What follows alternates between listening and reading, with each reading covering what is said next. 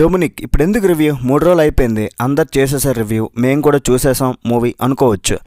ఈ రివ్యూకి వ్యూస్ కూడా రాకపోవచ్చు, అది నాకు కూడా తెలుసు. కానీ ఒక విషయం చెప్పడానికి వచ్చా. పక్కింటి పుల్లకూర రుచి అని చాలామంది అంటారు, అది నిజమని ఇప్పుడు తెలిసింది. అసలు ఈ సినిమాలో ఏముందని అందరూ మోసేస్తున్నారు. ఇన్ని పాజిటివ్ రివ్యూస్ ఏం అర్థం కాలే. ఇప్పటికే మీకు అర్థమైపోయి ఉంటుంది. సినిమా అయితే నరకం స్పెల్లింగ్ రాయించింది నా చేత. 2.5 hours ఉంది. లాస్ట్లో వచ్చే ట్విస్ట్ తప్ప ఆ 2 గంటలు ఏదైతే ఉందో రియల్లీ టార్చర్ భయ్య.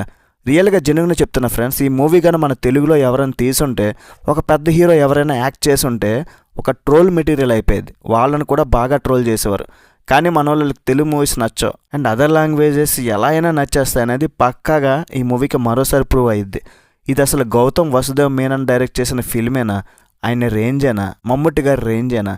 అసలు మలయాళంలోనే సరిగా ఆడలేదు. చెప్పాలనుకున్నది ఒకటే, మేము చిన్నోళ్ళం, మేము చెప్పినా ఎవరు నమ్మరు, లక్షల సబ్స్క్రైబర్ ఉన్న వాళ్ళు చెప్పిందే వేదం, మేము సీరియస్గా చెప్తే ఎవరు చూడరు, ట్రోల్ చేస్తూ మాట్లాడితే మీకు నచ్చుద్ది. దయచేసి మన సినిమాలను కూడా పర్ఫెక్ట్గా రివ్యూ ఇవ్వండి.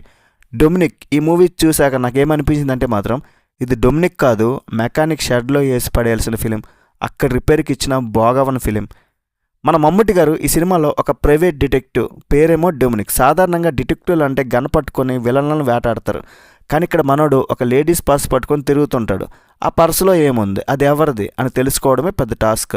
సినిమా చూస్తుంటే మనకేమనిపిస్తుందంటే, అయ్యా డొమినిక్ గారు ఆ పర్స్ తీసుకెళ్లి పోలీస్ స్టేషన్లో ఇస్తే అయిపోయేది కదా, ఊరంతా తిరిగి ఇంత పెద్ద సినిమా తీయాలా మమ్మల్ని సావ మింగడానికి. మమ్ముట్టి గారంటే ఎవర్ గ్రీనే. ఆయన వయసు పెరుగుతుందో తగ్గుతుందో ఎవరికీ అర్థం కాదు. 70 ఏళ్ళ వయసులో కూడా అంత స్టైల్గా మళ్ళీ ఆ కామెడీ టైమింగ్తో ఇరగదీస్తారనుకోండి. గౌతమ్ మేనన్ ఈయన సినిమాలో హీరోలు ఎప్పుడు కూడా ఇంగ్లీష్లోనే ఆలోచిస్తుంటారు. కాఫీ తాగుతూ సీరియస్ డిస్కషన్లు పెడతారు. ఇందులో కూడా అదే స్టైల్, కానీ ఈసారి సీరియస్ మిస్టరీకి కొంచెం ఫన్నీనెస్ జోడించారు.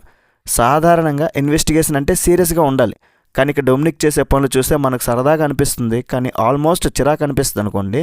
ఒక చిన్న క్లారిటీ ఇస్తాను, ఈ సినిమా అందరికీ నచ్చే మాస్ సినిమా కాదు. ఇది కొంచెం ఏజెంట్ సాయి శ్రీనివాస్ ఆత్రే టైప్లో మెల్లగా ఫన్నీగా సాగే ఒక మిస్టరీ, కానీ ఆ రేంజ్ సినిమా కూడా కాదు.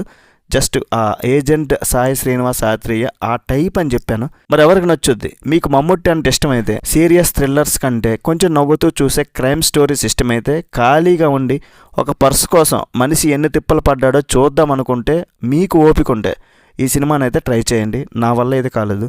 Rating 2/5. That's it guys. Review నచ్చితే ఒక లైక్ వేసుకోండి చాలు. నెక్స్ట్ వీడియోలో మళ్ళీ కలుద్దాం. బై బాయ్ అండ్ జై హింద్.